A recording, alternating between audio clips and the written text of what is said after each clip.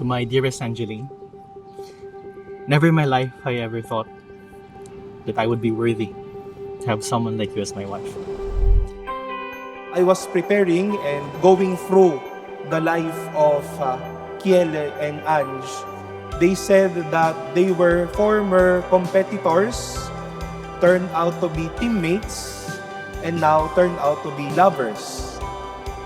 Today, as husband and wife.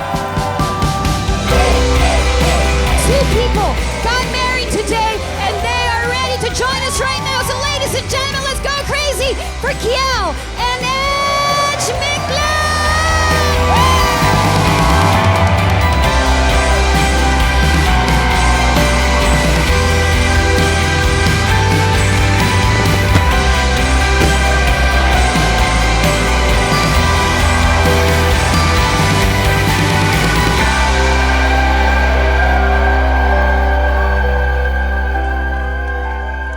Love, would you still love me if I'm a worm? Of course I will. Si Ange, pag walang jowa, araw-araw nagpapatawag ng meeting. Kahit alas 2 Tuwing ng uwi, hapon. yung out namin, kasi magkakaiba na kami ng company, tapos tuwing out ng alas 6, magtatawag na siya, tara kita na tayo, ganyan. Eh syempre kami wala kaming choice, dahil kaibigan namin, sige. Kaya nagkaroon kami ng chat time headquarters. Yung chat time headquarters na yon sa Pasig, doon niya unang-unang kwento si Kel. Hanggang sa pinakilala niya na, and then, na-shock kami kasi, ay, sobrang bait. Sabi ko, napakabait. In fairness naman kay Kel. Tsaka super thank you ha, kasi di na kami ginagambala tuwing out ng office. Oo, kasi halos everyday, parang sobrang clingy niya. Super clingy niya. Ngayon, ayan na, clingy pa rin, pero kay Kel na.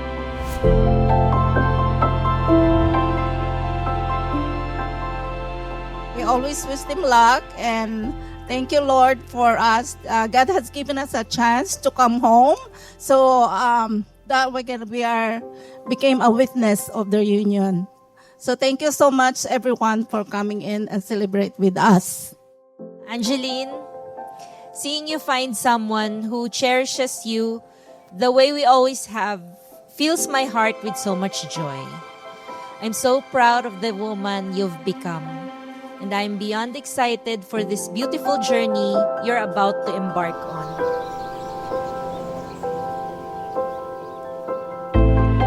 So initially, I had this plan na ma-propose during the concert, pero she actually said no. During the Eras Tour, since nag-trending nga yung proposal for that, niloloko ko lang siya. So sabi ko, huwag ka magpapropose sa Eras Tour ha, huwag mong sirain yung moment ko with Taylor Swift. Ka mag-propose during the concert, huwag mo steal yung moment ko, especially dun sa love story. Pero nung time na yun, dala ko na. So, sayang, sabi ko.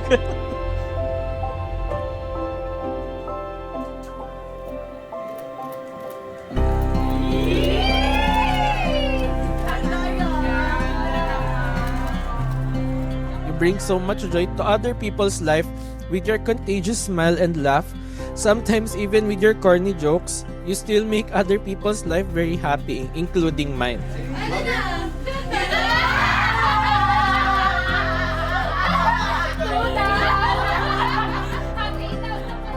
So it was December 2017 during Zebra event.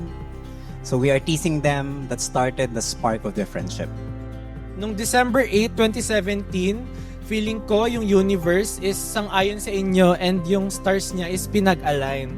Hindi niya ako sinasabi na, hindi niya talaga ako bet muna kasi nga very different yung personality namin. At first, doon sa team building namin with work, nagka-group mates kami from then. Tapos, sa kanya ako naiinis kasi ang hin-hin niyang kumilos. It's team building, right? So, kailangan mabilis, like the relays and all. So, may time kasi doon na sa group activity, tapos we're falling behind. And then she took the challenge na siya na yung gagawa nung certain na task na yun. Kasi siya lang nakagawa.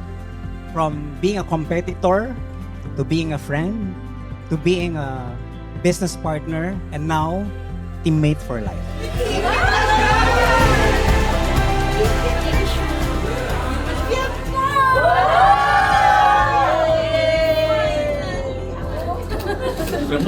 bigay sa kanya plane ticket. When we first met, I knew that I was out of your league. But still, I held on to hope and took a chance at this. Well, that once in a lifetime opportunity. Hindi po natin sukat isipin na baka natural sa mga tao na dating magkakagalit, yin-yang, positive, negative, magkaiba ang mga ugali na hindi magtatagpo ang kani-kanilang mga damdamin. Pero patunay po na kahit man magkatunggali ay may posible at may plano ang Diyos para mapagsama at magpaisang dibdib. Wishing you a lifetime of love, laughter, and all the happiness in the world. Love you always. You will forever be my little sister. And Kiel, welcome to the family. Gusto ko lang malaman mo na andito lang palagi yung pamangkin mo. Kahit anong mangyari, andito lang ako palagi sa'yo kung paano ka naging nandyan para sa akin. Gusto ko rin magpasalamat kay Kuya Kiel for being so patient with Ate. I'm glad that Ate is entering a new chapter with the person who she loves wholeheartedly. I know this is just a one big celebration for us and the memories for keeps that we will be watching together with our future kids. Ayan, see you later. I love you. I can't wait, rather, to see her for the first time. Especially now na I think na she will look even more beautiful than I see her every day. But that's just icing the cake. Kahit ano pang itsura ni Angeline, mahal na mahal ko yan. At gandang-ganda ako sa kanya. She's beautiful. Hello. Ang ganda mo ng alab, tapos masala ka pang gumanda. Ang galing mo talagang pumili. Kasi pinili kita. Tama.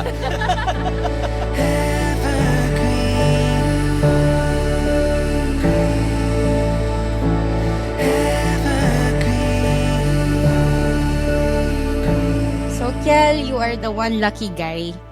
You have someone who will love you fearlessly, support you, and probably outdrink you sa inuman. But seriously, you bring out the side of Angeline that I've never seen before. Salamat sa mga sakripisyo mo sa amin. Yung pagtatagumpay mo sa amin. Salamat. Hi. Makabait lang ha.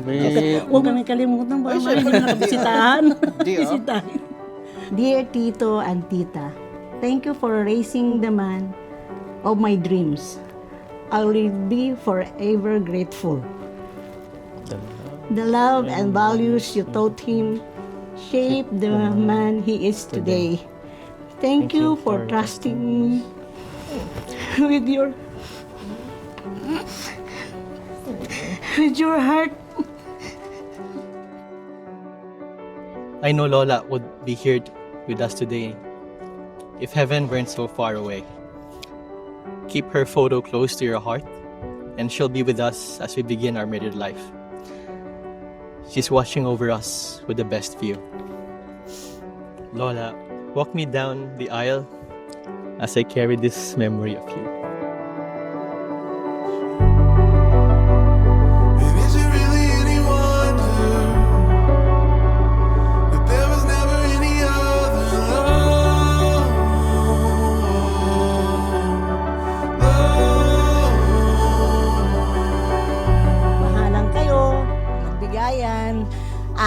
Put God on sa inyong relationship. Kasi pagka ganon, parang lahat may solusyon. Nandito lang kami para suportahan kayo.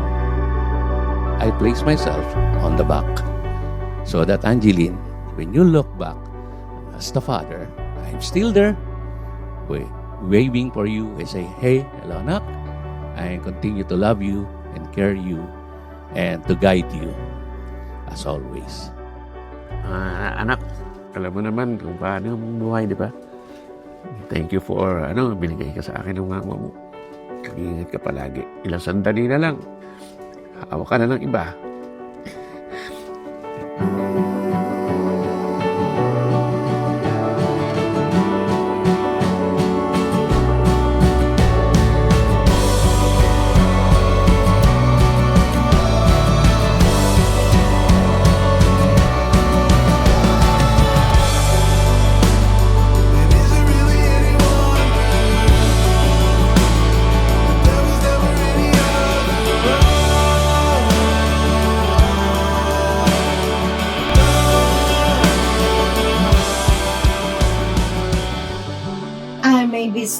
starting this journey, but I will always carry everything you've taught me. You shape me into who I am, and I will forever be thankful for your love and strength.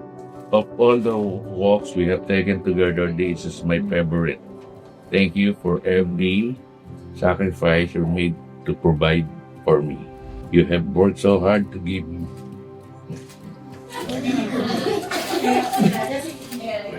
It's good.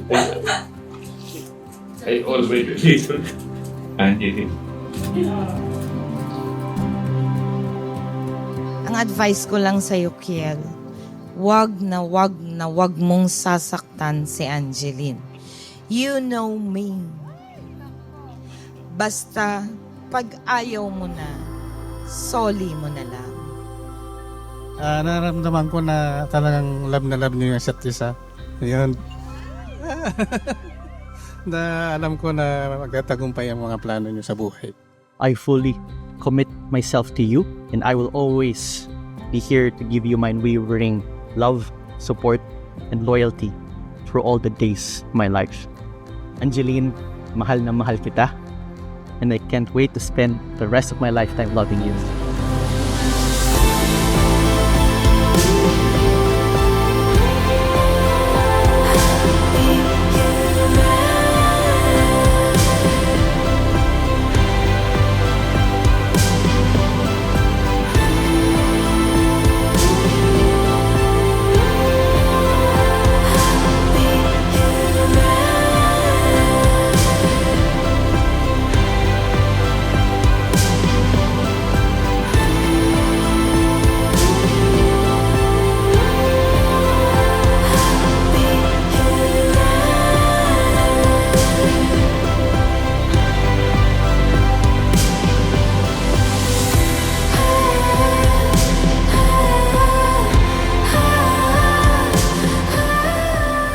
When I was in my 20s, I always worried about marrying late, feeling like my body is organically taking.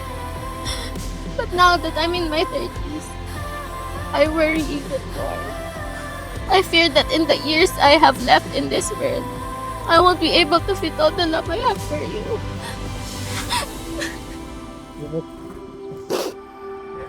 I love you. I love you. Oh my God. Kiel and Ange, pwede na kayo magharap sa moment na ito at nakaabang na sila sa inyo. Kiel, you may now kiss your bride.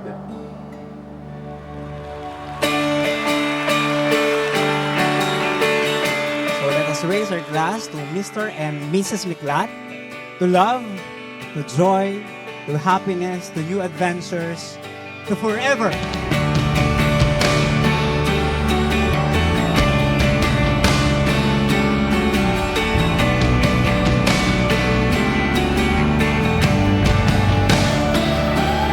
We would like to thank everyone who was able to celebrate this momentous event of our lives. From the bottom of our hearts, we really thank and appreciate all of you guys.